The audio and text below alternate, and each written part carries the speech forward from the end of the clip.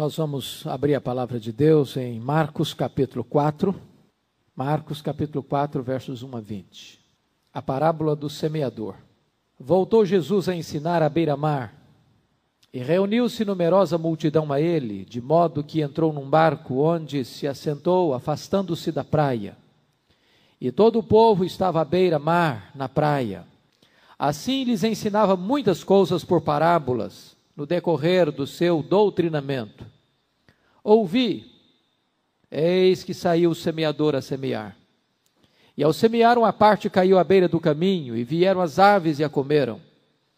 Outra caiu em solo rochoso, onde a terra era pouca, e logo nasceu, visto não ser profunda a terra. Saindo, porém, o sol a queimou, e porque não tinha raiz, secou-se.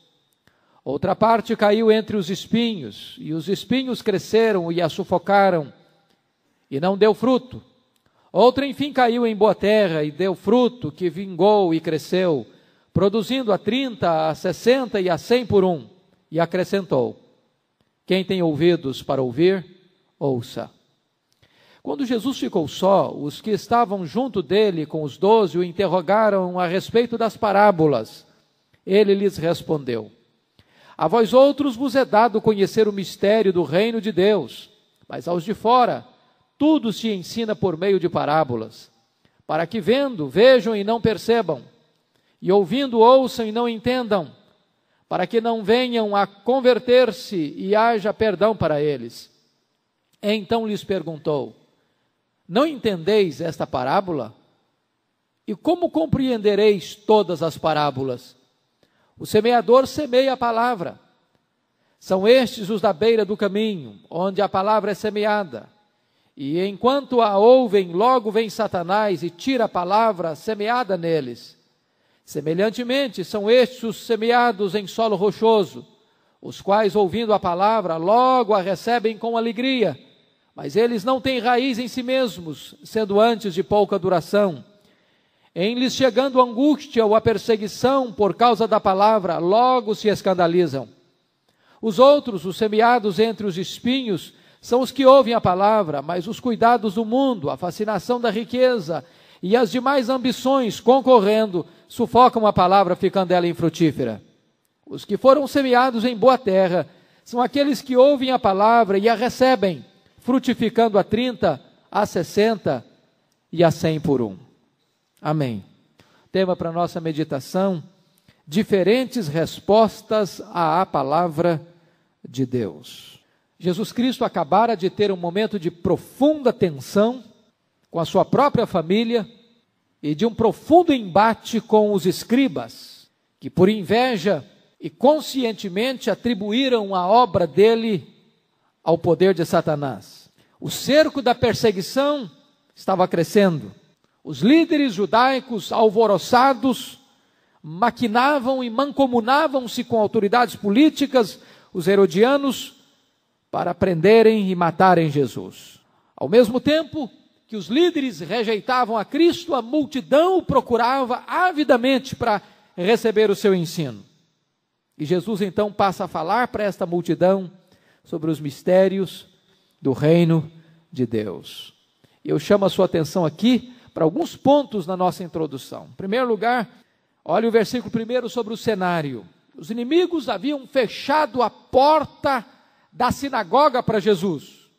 O último incidente de Jesus na sinagoga, eles querem matá-lo. Já que as portas da sinagoga se fecham, Jesus vai para o lugar mais público. Ele vai para a praia, mostrando que ele não tinha rigidez em seus métodos, mostrando que não havia dias especiais nem lugares sagrados. A praia era o templo, o barco era o púlpito. Veja você o método. Diz o texto que Jesus passa a ensinar muitas coisas por parábolas. E basicamente ensinar os mistérios do reino de Deus por parábolas. Por que por parábolas? Porque as parábolas eram uma espécie de janelas abertas para o povo de Deus e de portas fechadas para aqueles que se resistiam à graça de Deus. Mistério, porque mistério não é uma coisa complicada e nem difícil, nem oculta. Mistério aqui é algo que, na verdade, está encoberto para aqueles que não podem discernir as coisas de Deus, mas que é revelada pela vontade de Deus para o povo de Deus. O mistério de Deus é Cristo Jesus. E aqueles que buscam a Deus por revelação de Deus, por obra do Espírito Santo de Deus, aquilo que estava nublado se torna absolutamente claro. Agora, a quem que Jesus estava querendo se referir? Como aqueles que Jesus contava a parábola para que eles não pudessem entender. Obviamente, Jesus estava se referindo aqui aos próprios fariseus e os seus seguidores, aos próprios escribas, que deliberadamente rejeitavam a graça de Deus. Na verdade, esses ouvintes devem ser confrontados com a sua responsabilidade própria de cegueira e impenitência. Eu quero que vocês entendam uma coisa para que nós não cheguemos a conclusões equivocadas. Não é que esse texto está dizendo que Deus endurece algumas pessoas propositadamente para que elas não se convertam. Não é isso. Não é isso que o texto está querendo dizer.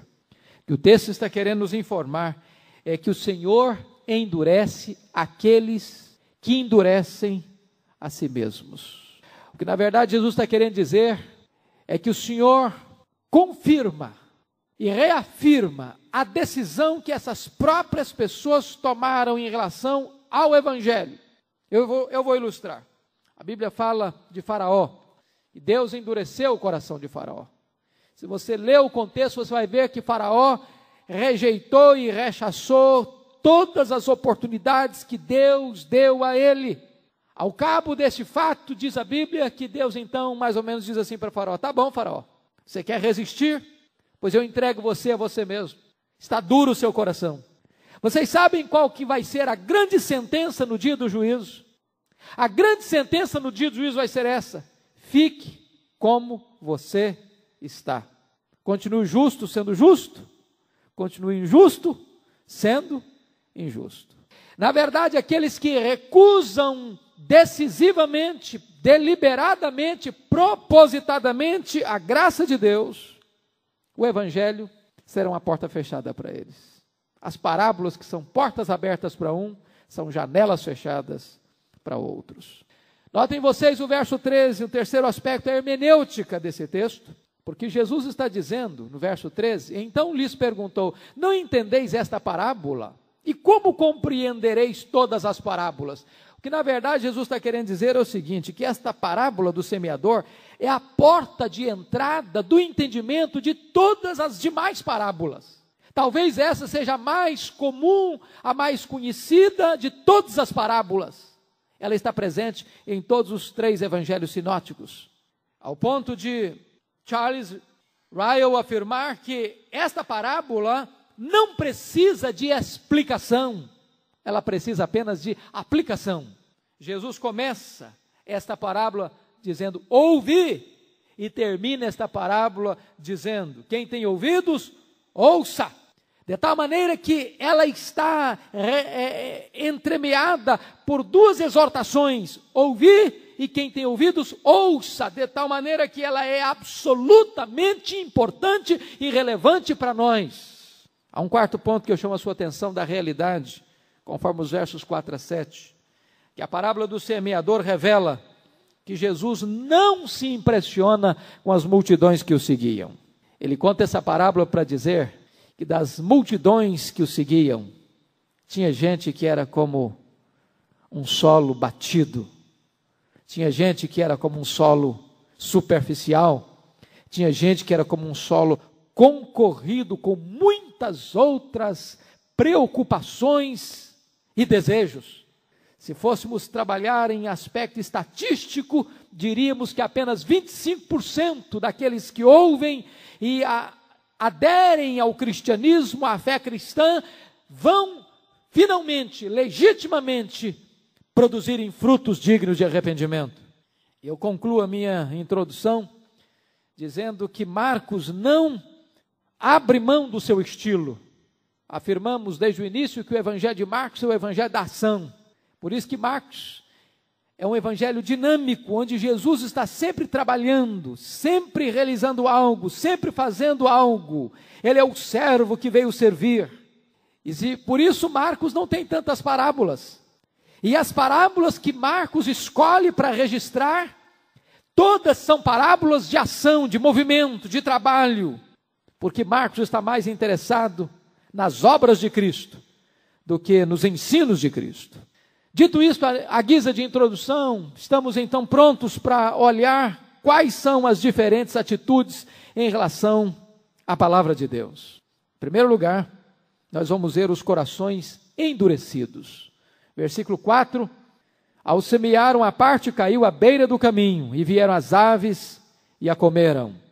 O verso 15, Jesus explica, são estes os da beira do caminho, onde a palavra é semeada, e enquanto a ouvem, logo vem Satanás e tira a palavra semeada neles. Destaco alguns pontos para a nossa meditação. Primeiro, um coração duro ouve a palavra, mas não a compreende.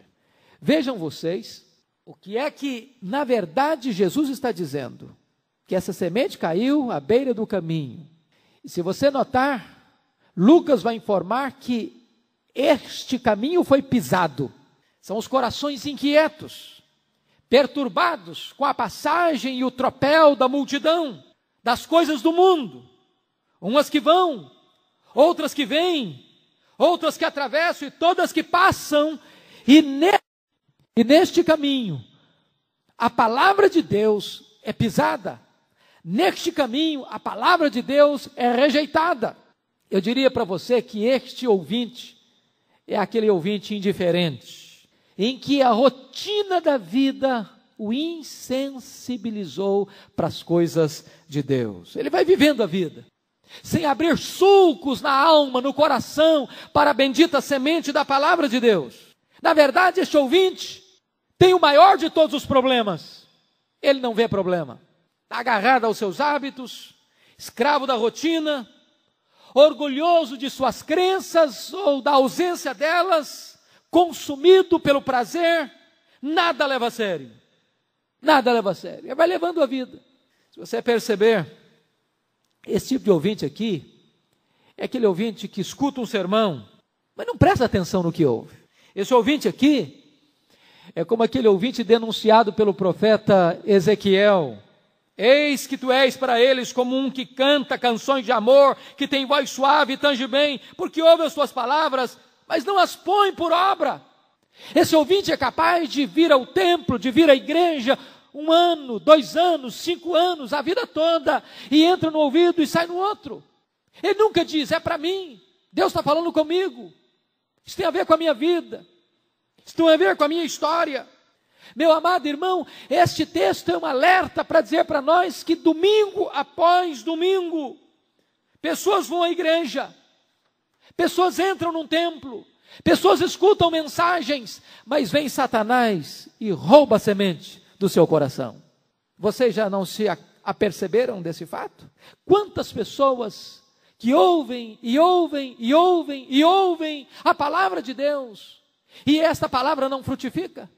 Amados irmãos, um momento de culto é um momento de grande tensão e, por que não dizer, de profunda e renhida batalha espiritual.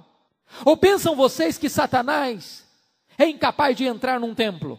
Se pensam assim, estão equivocados. Ele não apenas é capaz de entrar num templo, ele é capaz de subir ao púlpito. Zacarias capítulo 3 diz que quando o sumo sacerdote Josué se levantou, Satanás estava do lado direito dele para se lhe opor. Jesus está dizendo que quando a semente é lançada, parte dessa semente cai em corações tão duros como um chão batido de uma estrada. E essas pessoas vão viver assim, vão morrer assim, vão ser sepultadas assim, e elas vão se perder eternamente no inferno. Essa é uma palavra dura, mas essa é uma palavra verdadeira. Você vai notar em segundo lugar que um coração duro é onde a semente é pisada. Notem vocês que é exatamente essa semente pisada que Satanás tem pressa em comer. A semente que o diabo teme é a semente que os homens pisam. E o que significa o caminho que o homem pisa? O caminho que passa muita gente. Certamente esse ouvinte é aquele tipo de ouvinte aberto para todos os tipos de influências, todos os tipos de ideias, todos os tipos de crenças. Eu diria que esse seria um ouvinte eclético, de mente aberta. para hospedar todas as filosofias, todas as crenças. É aquele tipo de ouvinte que diz o seguinte: toda religião é boa, todo caminho conduz a Deus. Ele é aquele que está à beira do caminho e por ele passa. Muitos vão, outros vêm, e todos passam. E ele se perde. Terceiro lugar, coração duro, é onde a semente é roubada pelo diabo, para que o ouvinte não creia e seja salvo. Vejam vocês, irmãos, que nesta luta da semeadura, todas as criaturas do mundo se armaram contra esta sementeira. Se não, vejamos. As criaturas racionais lutaram contra essa sementeira, porque foram pisadas pelos homens. As criaturas sensitivas se armaram contra essa sementeira. Através de quê? Através dos animais. As aves vieram e comeram a semente. As criaturas vegetativas se arvoraram também contra essa semeadura, através dos espinhos. E as criaturas insensíveis também lutaram contra essa semeadura, as pedras. Vejam vocês que não há mais nenhum tipo de criatura no mundo. Todas elas se arvoraram contra essa semeadura. A natureza insensível a perseguiu nas pedras, a vegetativa a perseguiu nos espinhos, a sensitiva nas aves e a racional nos homens. As pedras secaram-na, os espinhos afogaram-na, as aves comeram-na e os homens pisaram-na. E diz o texto que a semente que caiu à beira do caminho, Satanás teve pressa em roubá-la, para que a pessoa não cresce e fosse salva. O que você percebe é o seguinte: tão logo alguém se levante para semear, Satanás se levanta para impedir a semeadura. Não há campo mais aceso de luta espiritual do que a própria evangelização. Quando se levanta um semeador, levanta-se Satanás. O texto diz que Satanás expressamente roubou a semente da beira do caminho, mas certamente a presença dele não está distante. Daqui caiu à beira, daqui caiu no pedregulho e daqui caiu na beira do espinho. Evangelização não é apenas um campo de semeadura, é também um campo de batalha espiritual. Dito isso, eu quero chamar sua atenção para o segundo tipo de coração: os corações superficiais. Versículos 5 e 6, olha aí comigo. Ora, outra caiu em solo rochoso, onde a terra era pouca, e logo nasceu, visto não ser profunda a terra. Saindo, porém, o sol a queimou, e porque não tinha raiz, secou-se.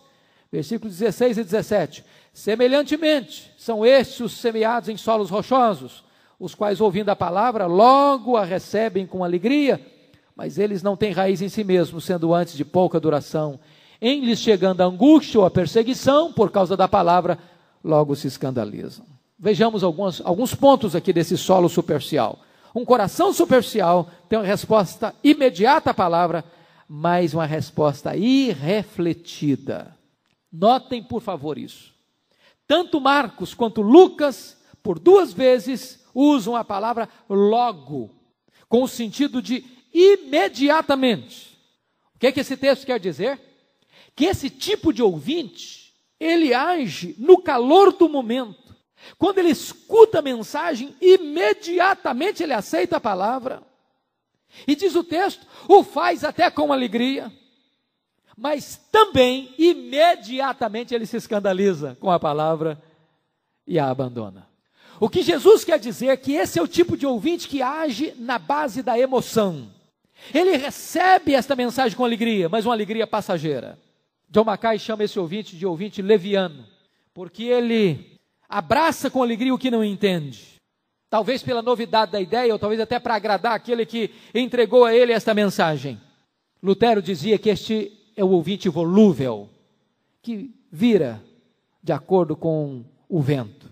Na verdade, o que Jesus está querendo dizer é o seguinte, que este ouvinte é o ouvinte que mostra uma resposta pronta e uma promessa inicial que não vai se confirmar.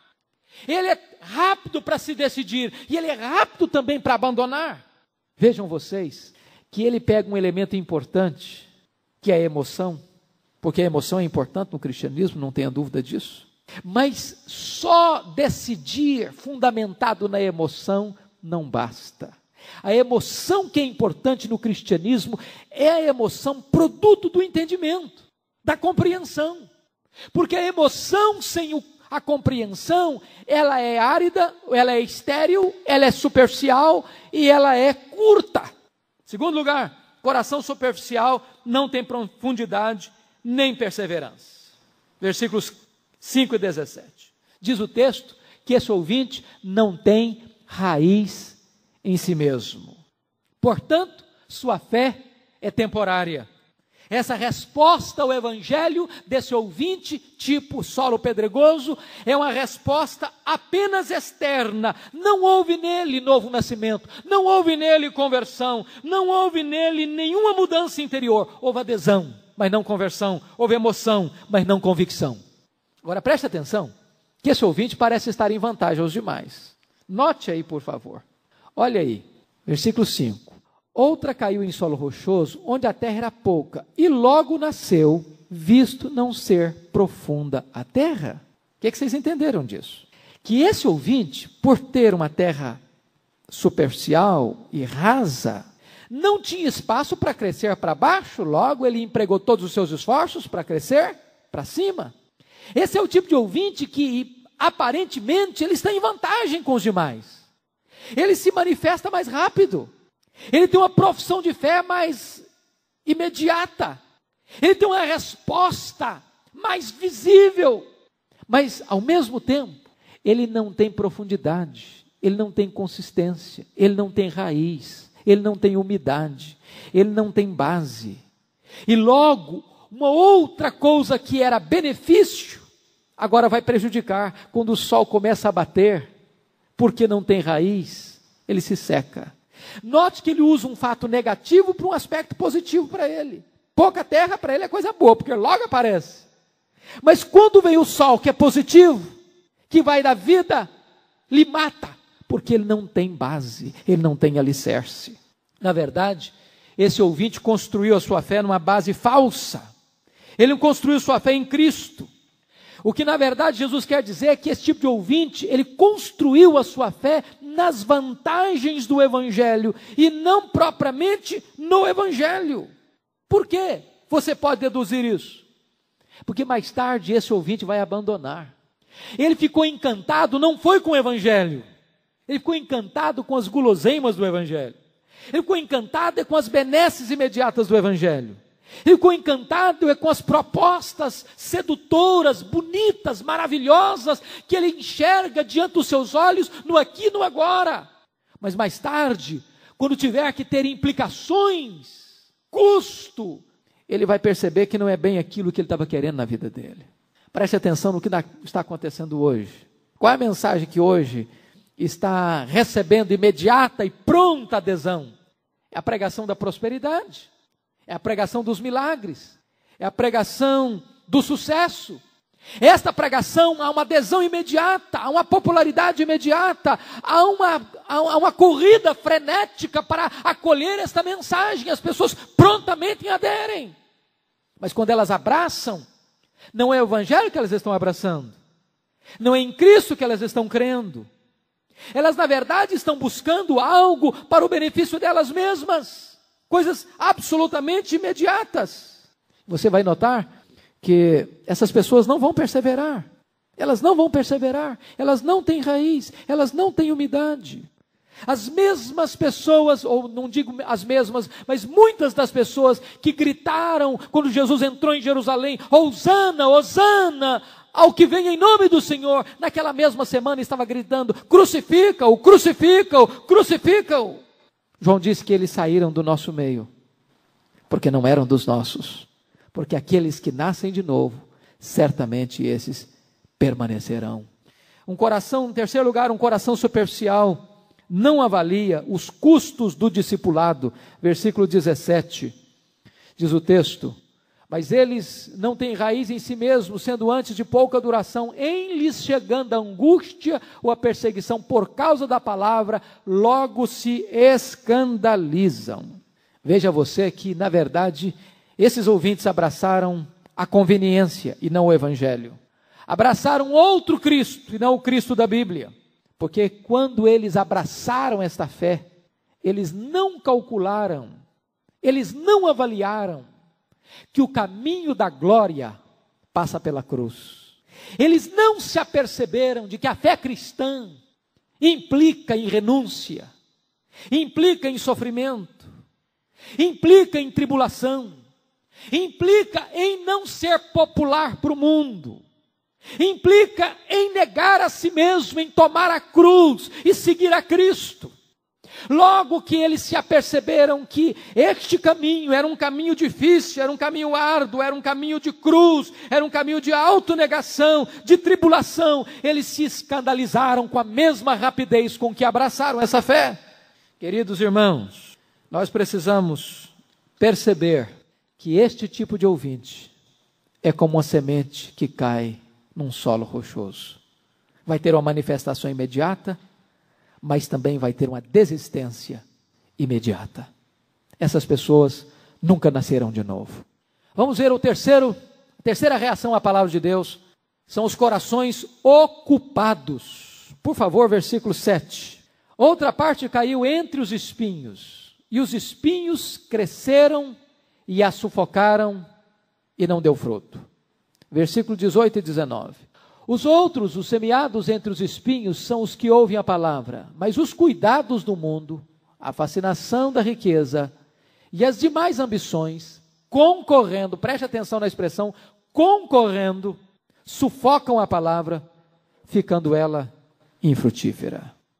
Corações ocupados, vamos ver alguns pontos. Primeiro, um coração ocupado ouve a palavra, mas não dá prioridade a ela. Você nota que Marcos diz que a semente caiu entre os espinhos. Lucas diz que os espinhos cresceram com a semente. Se você sabe um pouquinho da vida do campo, você nota que para você cultivar um cereal, você tem que plantá-lo. Mas a erva daninha nasce por si mesma. E nasce com mais força, e nasce com mais vigor, e nasce em maior quantidade.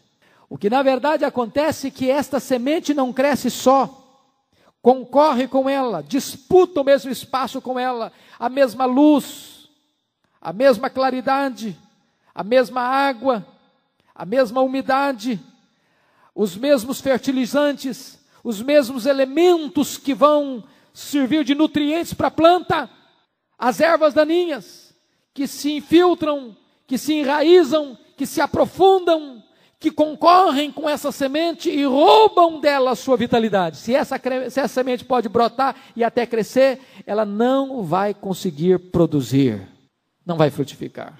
Você vai perceber o seguinte, que essa semente é a semente que representa aquele ouvinte, que escuta a palavra de Deus, mas também escuta essas coisas.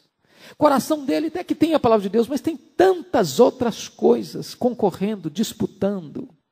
O coração deste ouvinte é um campo de batalha, onde se travam muitos interesses particulares, que acabam concorrendo com o reino de Deus, concorrendo com o evangelho e suplantando a própria semente do evangelho. Se você perceber que a primeira semente que caiu na beira do caminho foi Satanás quem foi roubar. A semente que caiu nas pedras foi o sentimento superficial, a carne, que a suplantou. Mas essa semente do espinheiro, quem a suplanta é o mundo. O mundo. O que você percebe aqui é que, na verdade, esse coração é aquele coração que ouve a palavra de Deus, mas não dá prioridade à palavra de Deus. A palavra de Deus não é a coisa principal na vida dele. Meus irmãos, será que nós não nos apercebemos disso, que em muitas vidas também a palavra não está frutificando por isso? A pessoa até que vem à igreja, mas não é o principal da vida dela. Até que escuta um sermão, mas não é a coisa mais importante da vida dela, a palavra de Deus. Tem muita gente que a novela tem muito mais importante que a Bíblia, sabia? Pode ter certeza disso. Tem muita gente que o fantástico é muito mais importante que o culto. Tem muita gente que o esporte ocupa um lugar muito mais importante que o evangelho. Tem muita gente que as coisas, que muitas vezes, algumas delas nem são más em si mesmas, mas ocupam um espaço mais importante do que o reino de Deus. Se você notar, muitas vezes o que está sufocando a semente não são coisas más. Deixa eu ilustrar para você. Lá em Mateus 22 há uma parábola em que o rei manda convidar as pessoas para o casamento do seu filho. Quais foram as respostas que ouviram? Um diz, olha, eu não posso ir não, me tenha por escusado, porque eu comprei um campo, preciso examiná-lo. Outro diz, olha, eu não posso ir não, porque eu comprei uma junta de bois, estou treinando a junta de bois. Outro diz, olha, eu não posso ir não, porque eu me casei e me tenha por escusado. Tem algum mal em comprar um campo? Tem algum mal em treinar uma junta de boi? Tem algum mal em se casar? Nenhum mal. Nenhum mal. Tem algum pecado em fazer essas coisas? Nenhum pecado. Qual o problema então? O problema é quando nós colocamos coisas boas no lugar daquilo que é absolutamente prioritário e importante. É quando comprar um campo, quando treinar uma junta de boi, quando se casar, ocupa o lugar indisputável que Deus precisa ocupar na nossa vida. Quando Jesus voltar, disse Jesus em Mateus 24, que aquela geração vai ser como nos dias de Noé, as pessoas vão casar e dar-se em casamento, vão comprar e vender. Qual o problema em casar e dar em casamento, comprar e vender? Nenhum problema, nenhum pecado. O grande problema é que quando as pessoas compram e vendem, casam e dão em casamento e se esquecem da prioridade do reino de Deus, isso é o espinheiro que sufoca a semente em seu coração. Em segundo lugar, um coração ocupado é sufocado pela concorrência dos cuidados do mundo. O mundo fala mais alto que o evangelho. As glórias do mundo tornam-se mais fascinantes do que as promessas da graça. A concupiscência dos olhos, a concupiscência da carne, a soberba da vida, tomaram o lugar de Deus na vida desse ouvinte. Eu diria para você que esse é o crente, entre aspas, mundano. Ele quer agradar a Deus e quer também ser amigo do mundo. Ele quer atravessar o rio da vida com o pé na canoa da igreja e com o pé na canoa do mundo. Na verdade, ele permite que outras coisas ocupem o lugar que só Jesus pode ocupar na vida e no coração de uma pessoa. Em terceiro lugar, um coração ocupado é sufocado pela concorrência da fascinação da riqueza. Olha o verso 18 aí. Semeados entre os espinhos são os que ouvem a palavra, mas os cuidados do mundo e a fascinação da riqueza sufoca a palavra, ficando ela infrutífera. Você sabe que há dois enganos que tomam conta do coração de uma pessoa. O engano que toma conta do coração do pobre é o engano de achar que se ele ficar rico, ele vai ser feliz. O engano do coração do rico é que ele acha que se ele ficar mais rico, ele vai ficar mais seguro e feliz. Já percebeu isso? A fascinação não é apenas um desejo, não é apenas aquele ideal de crescer na vida, não é apenas aquele desejo de melhorar na vida, não é apenas aquele ideal de você ser precavido e ser trabalhador e investir com sabedoria, não, porque isso é legítimo, isso é sensato, isso é positivo.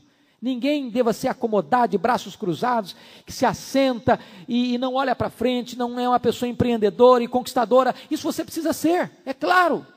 Mas a palavra que Jesus usa é a fascinação. É a pessoa que só enxerga cifrão na frente dela.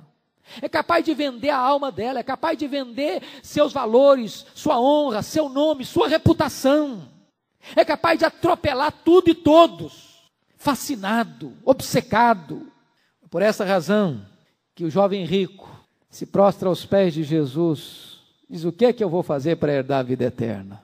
E Jesus disse: guarda os mandamentos. Diz: eu tenho guardado desde a minha infância. O que é que eu tenho que fazer mais? Se você quer ser perfeito, então vai, vende tudo que você tem, dá aos pobres, depois vem e segue-me, terás um tesouro no céu. E diz a Bíblia que ele saiu triste, porque era dono de muitas riquezas. É claro que Jesus nunca disse isso para todo mundo, para seguir a Cristo. Francisco de Assis equivocou-se, pensando que para seguir a Jesus tinha que largar a mão da riqueza, declarar voto de pobreza e viver pela vida assim como um peregrino, pobre. Não é isso que Jesus está ensinando. Não é isso. É que Jesus percebeu uma coisa. Quando aquele moço disse que eu tenho observado tudo isso, ele estava mentindo. Estava mentindo. Na verdade, aquele moço tinha quebrado o primeiro mandamento. Logo de cara: não terás outros deuses diante de mim. O Deus da vida daquele moço era o dinheiro. Era o dinheiro. O dinheiro continua sendo ainda o grande Deus, entre aspas, com D minúsculo, deste século. É o maior senhor de escravos deste mundo. Eu estava lendo hoje na Veja, dando uma passada rapidinha. Sabe por que o padeiro faz pão gostoso? Não é por amor, é por dinheiro, diz a propaganda da Veja, o artigo da Veja. Nós vivemos num mundo em que a mola motivadora das pessoas é o dinheiro, onde as pessoas vivem e morrem pelo dinheiro. O dinheiro não é apenas uma moeda, é um ídolo, é mamon, é um espírito que escraviza, que domina as pessoas. E o Senhor Jesus diz que uma pessoa obstinada, obcecada, fascinada por dinheiro, a palavra de Deus não pode nascer na vida dela, não pode florescer na vida dela, não pode frutificar na vida dela, porque ela tem um outro Deus que não o Senhor, o único Deus vivo e verdadeiro. Por isso Jesus disse: quão dificilmente entrarão no reino de Deus os que têm riquezas. Não é que a riqueza em si seja um mal, a riqueza é uma bênção, a riqueza é um presente de Deus, é Deus quem nos dá sabedoria e graça para adquirirmos riqueza, mas a Bíblia diz: se a vossa riqueza prospera, não ponhais nela o vosso coração, porque onde estiver o teu tesouro, aí estará o teu coração. Quarto lugar, um coração ocupado é sufocado pela concorrência de muitas ambições. Olha aí que agora o Senhor Jesus, no versículo 17, vai usar uma expressão, versículo 19, vai usar a expressão, não apenas fascinação da riqueza, e as demais ambições. As demais ambições. Lucas vai falar dos deleites da vida. Na verdade, esse ouvinte aqui não é um cristão, ele é um hedonista. Ele está obcecado pelas ambições da vida, pelas demais ambições, pelos deleites da vida. Ele quer até ser um cristão, mas ele também é um boêmio. Ele quer viver a vida, curtir a vida, quer curtir o melhor do mundo. Ele não abre mão de ter uma vida sexual absolutamente liberada, sem freios, sem absolutos. Ele não abre mão de satisfazer os seus vícios. Ele não abre mão de dar largas e rédeas soltas a todos os ímpetos dos seus desejos carnais. Ele quer beber todas as taças dos prazeres que o mundo lhe oferece. Ele quer curtir tudo aquilo que o mundo oferece para ele como prazer. Por isso a Bíblia diz que esse espinheiro sufoca essa semente e ela não frutifica. Finalmente, então, esse coração ocupado é infrutífero, diz o verso 19. A semente fica mirrada. Ela não cresce, ela não dá fruto. E essa pessoa torna-se uma coisa aparente, uma casca vazia, uma sombra pálida, como a igreja de Sardes. Você tem nome de que vive, mas você está morto. E Jesus disse: o ramo que não dá fruto, corta. Corta. Porque aquele que não produz fruto digno de arrependimento, certamente esse perece. Finalmente, irmãos, em último lugar, vamos ver a última reação à palavra de Deus, são os corações frutíferos, versículos 8, 9 e 20. Por favor, olha aí. Outra, enfim, caiu em boa terra e deu fruto, que vingou e cresceu, produzindo a 30, a 60 e a 100 por um. E acrescentou: quem tem ouvidos para ouvir, ouça. Olha o verso 20. Os que foram semeados em boa terra são aqueles que ouvem a palavra e a recebem, frutificando a 30, a 60 e a 100 por um.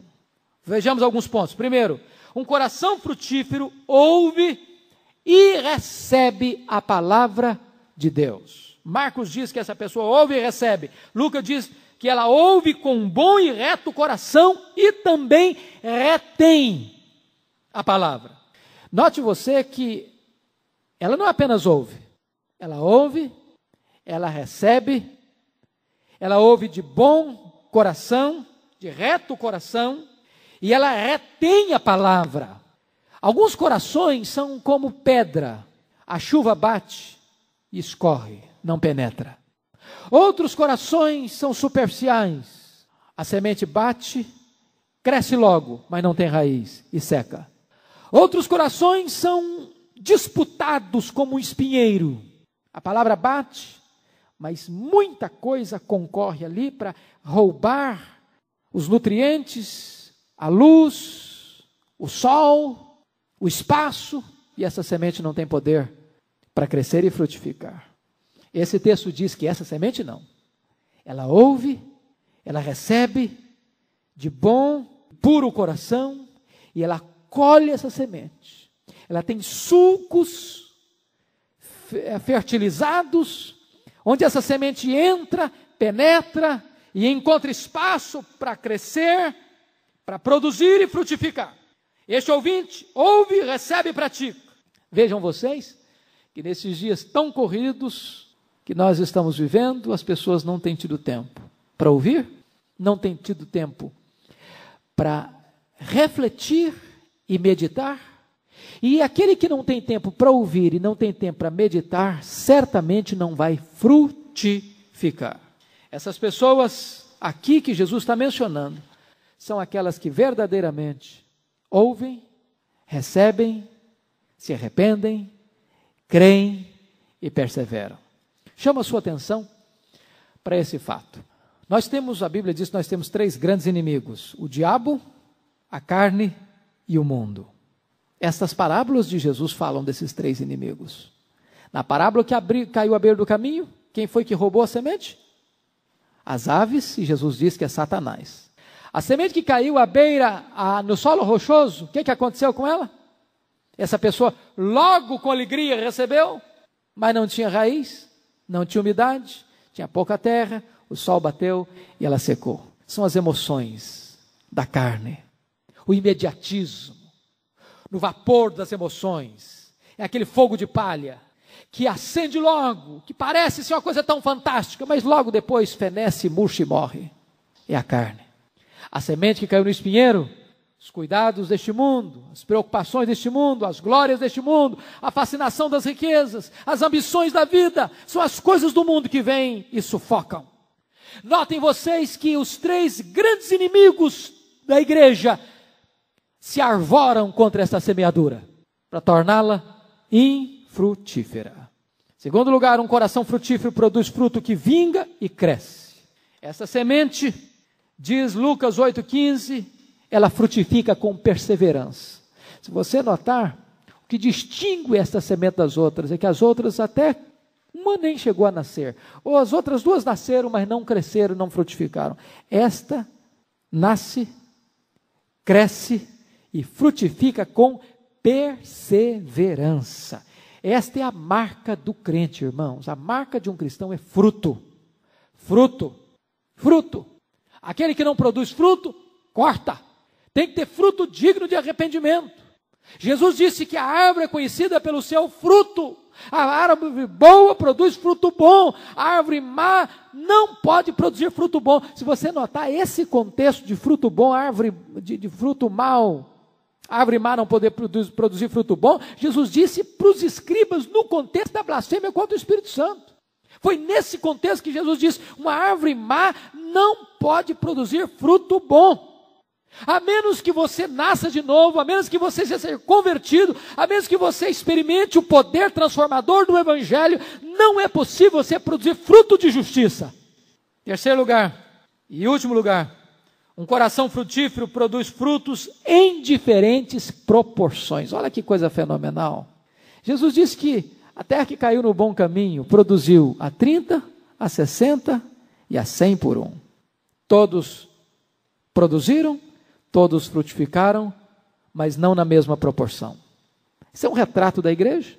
Se você creu em Cristo, você é uma pessoa salva, você é uma semente que caiu em boa terra, você é um solo frutífero, mas notem vocês que nem todos os salvos frutificam com a mesma intensidade, com a mesma abundância, com a mesma fertilidade. Alguns produzem 30, outros 60, outros 100 por 1. Desta maneira, nós precisamos entender uma coisa, que nós podemos ser mais frutíferos no reino de Deus do que possivelmente estamos sendo. Nem todos os crentes são cheios do Espírito Santo da mesma maneira. Nem todos os crentes são envolvidos com o reino de Deus da mesma maneira. Nem todos os crentes estão engajados no projeto de Deus da mesma maneira. Quanto é que você está produzindo em sua vida?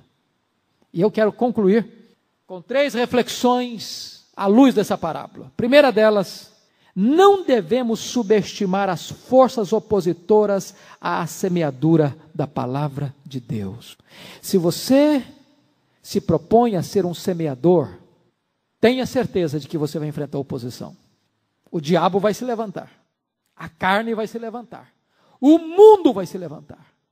Não há semeadura sem luta. Não subestime as forças opositoras a essa semeadura.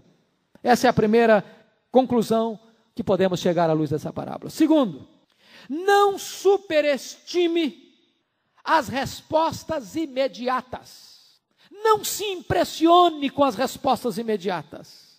Jesus nunca se impressionou com as multidões. Nem nós devemos. Porque tem muitas pessoas que vão ter uma decisão imediata, mas também vão se escandalizar rapidamente. Jesus diz: nem todo aquele que me diz Senhor, Senhor, entrará no reino dos céus. Muitas pessoas vão aderir à fé cristã sem conversão, como Ananias e Safira, como Simão o mágico, como Judas Iscariotes, como tantos que vão fazer parte da igreja visível, mas que jamais farão parte da igreja invisível, que terão seus nomes no rol de membro de uma igreja, mas que jamais terão seus nomes no livro da vida.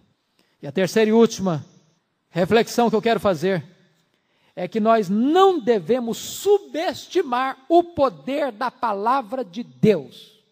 Se essa palavra foi comida pelas aves, ela chegou a brotar no meio da rocha, e ela chegou a despontar no meio dos espinheiros, mas na terra boa ela produziu, e produziu surpreendentemente e abundantemente, a 30, a 60 e a 100 por um.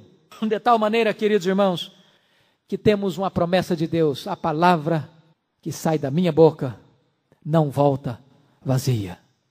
E aquele que sai andando e chorando enquanto semeia, ainda que com lágrimas, voltará com júbilo, trazendo os seus feixes. Que Deus nos encoraje, que Deus nos levante para sermos semeadores, e que ao mesmo tempo sejamos terra boa, onde a boa semente produza a 100 por um, para a glória de Deus. Que seja assim. Amém. Nós vamos orar ao Senhor.